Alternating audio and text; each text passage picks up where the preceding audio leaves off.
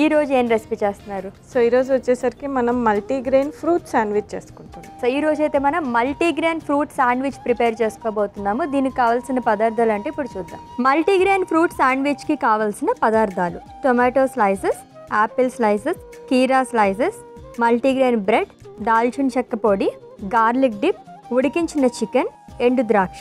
Multigrain fruit శాండ్విచ్కి కావాల్సిన పదార్థాలు చూసాం కదండి, ప్రాసెస్లోకి వెళ్ళిపోదాం. ఓకే, సో బ్రెడ్లో కూడా మనం ప్రీవియస్గా చాలాసార్లు మాట్లాడుకున్నాము.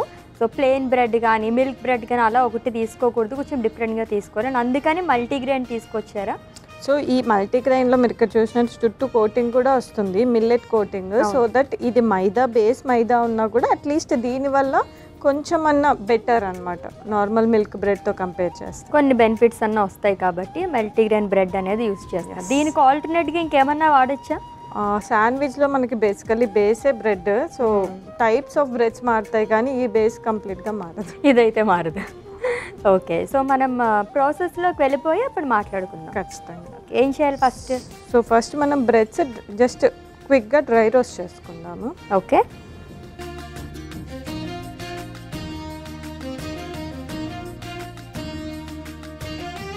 సో డ్రై రోస్ట్ అయిపోయి అశ్విని దీన్ని ఒక ప్లేట్లో తీసుకుని ఇంకొక 2 స్లైసెస్ కూడా డ్రై రోస్ట్ చేసుకుందాము. ఓకే,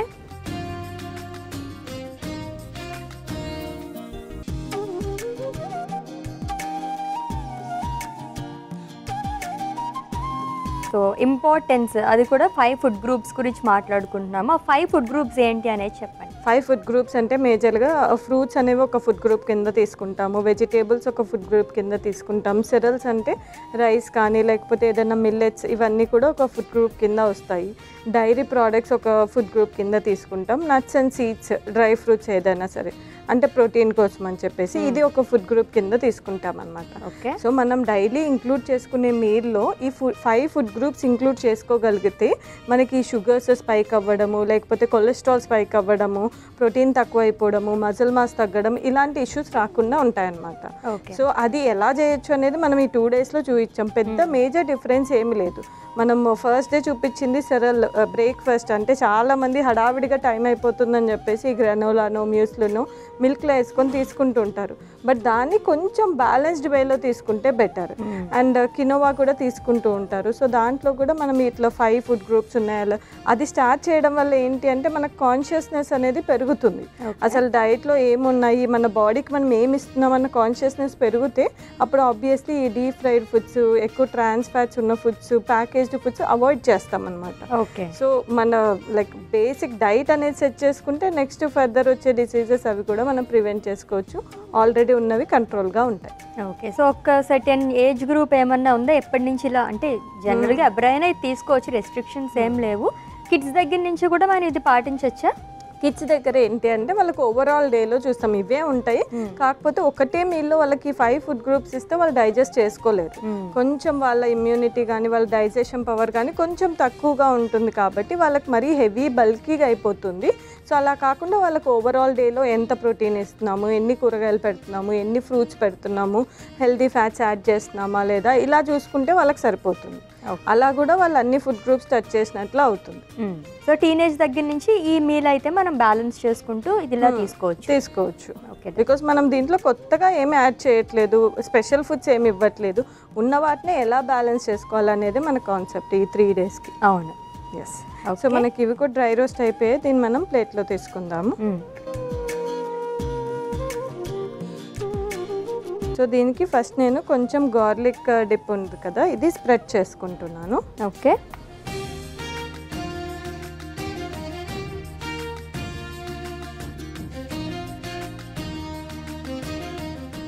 దీని మీద మనం ఫ్రూట్స్, వెజిటేబుల్స్ ఇవన్నీ లేయర్స్ కింద పెట్టుకుంటాము. ఓకే, సో ఫస్ట్ టమాటో పెడుతున్నాను.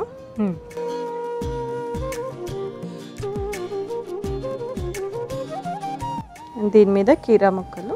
ఓకే, కొంచెం దీని మీద మనం దాల్చిన చెక్క పొడి వేసుకుంటాం.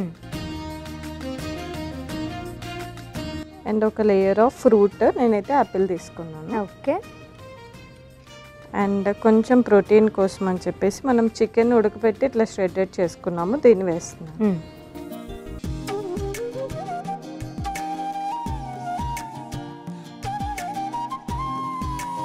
కొద్దిగా రేసిన్స్. ఓకే, డిఫరెంట్ కాంబినేషన్ మొత్తం కూడా. ఎన్ని టేస్ట్లు వస్తుంది దీంట్లో ఇప్పుడు?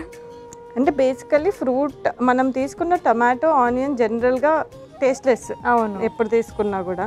సో దాంట్లో యాపిల్ అండ్ స్వీట్నెస్సే ఉంటుంది. అంటే మనం బయట తినే శాండ్విచ్ ఎక్కువగా కొంచెం కారంగా ఉంటుంది కదా, ఇది స్వీట్ ఫ్లేవర్ ఉంటుంది. ఓకే. ఎప్పుడు రొటీన్గానే తింటారా? ఇది డిఫరెంట్ ట్రై చేయాలి. అందుకే అన్న డిఫరెంట్ రెసిపీ అనేసి. సో మనం ఈ లేయర్ ఆఫ్ బ్రెడ్ని దీని మీద పెట్టుకుంటున్నాం. ఇంకొక శాండ్విచ్ కూడా ఇలాగే ప్రిపేర్ చేసుకో. ఓకే. సో మామూలుగా బయట అయితే మనం మైనేజ్ అది ఎక్కువ యూస్ చేస్తారు. సో దాని బదులుగా గార్లిక్ డిప్ తీసుకున్నాం. అండ్ దీంట్లో ఎక్కువగా మనకు బయట ఏంటి అంటే లైక్ ప్యాటీస్ పెట్టిస్తూ ఉంటారు, మళ్ళీ అవి డీప్ ఫ్రైడ్ ఉంటాయి, కొంచెం స్టోర్డ్ ఆల్రెడీ ప్యాకేజ్డ్, అప్పటికప్పుడు ఫ్రై చేసి దాని మధ్యలో పెట్టిస్తాడు. వాటికంటే ఇట్లా హెల్దీగా ఉంటుంది, ప్లస్ న్యూట్రిషియస్. అవును. అంటే మామూలుగా బయటవి అయితే అప్పుడప్పుడు తీసుకోవచ్చు, but most of the time ఇట్లా ఇంట్లో డిఫరెంట్గా ప్రిపేర్ చేసుకుంటే మనం బయట వాటి గురించి కూడా ఎక్కువ ఆలోచించాం. అవును, కరెక్ట్. సేమ్ ఇందాకలాగే మనం దీన్ని కూడా ఫిల్ చేసుకుంటాం. ఓకే.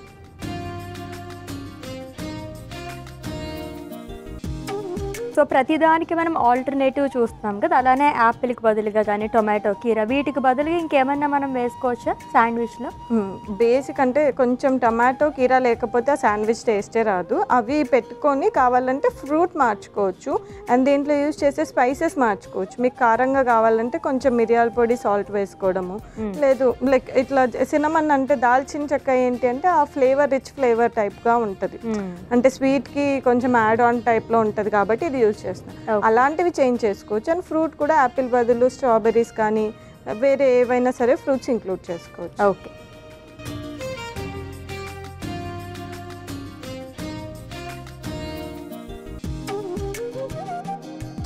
రెండు శాండ్విచెస్ రెడీ అయిపోయేసుకుని వీటిని కట్ చేసుకుంటాం.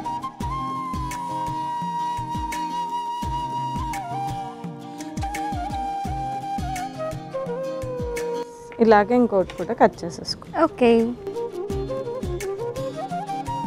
సో దీన్ని మనం సర్వింగ్ ప్లేట్లో పెట్టేసుకుంటాం. Okay.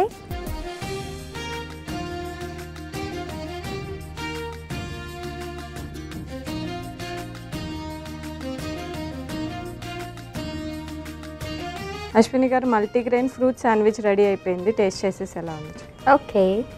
So multigrain fruit sandwich అయితే రెడీ అయిపోయిందండి. టేస్ట్ చేసే ముందు దీనికి కావాల్సిన పదార్థాలు, తయారీ విధానం ఒకసారి చూద్దాం. మల్టీగ్రెయిన్ ఫ్రూట్ శాండ్విచ్కి కావాల్సిన పదార్థాలు: టొమాటో స్లైసెస్, యాపిల్ స్లైసెస్, కీరా స్లైసెస్, మల్టీగ్రెయిన్ బ్రెడ్, దాల్చిన చెక్క పొడి, గార్లిక్ డిప్, ఉడికించిన చికెన్, ఎండు ద్రాక్ష. మల్టీగ్రెయిన్ ఫ్రూట్ శాండ్విచ్ తయారు చేసుకునే విధానం: ముందుగా స్టవ్ ఆన్ చేసి ప్యాన్ పెట్టి అందులో బ్రెడ్ వేసి టోస్ట్ చేసుకోవాలి. తర్వాత బ్రెడ్ మీద గార్లిక్ డిప్ స్ప్రెడ్ చేసుకోవాలి. ఇప్పుడు దానిపై టొమాటో స్లైసెస్, కీరా స్లైసెస్, దాల్చిన చెక్క పొడి, యాపిల్ స్లైసెస్, ఉడికించిన చికెన్, ఎండు ద్రాక్ష వేసి మరొక బ్రెడ్ స్లైస్తో కవర్ చేసి సర్వింగ్ ప్లేట్లోకి తీసుకుని సర్వ్ చేసుకోవాలి. అంతే, మల్టీగ్రెయిన్ ఫ్రూట్ శాండ్విచ్ రెడీ.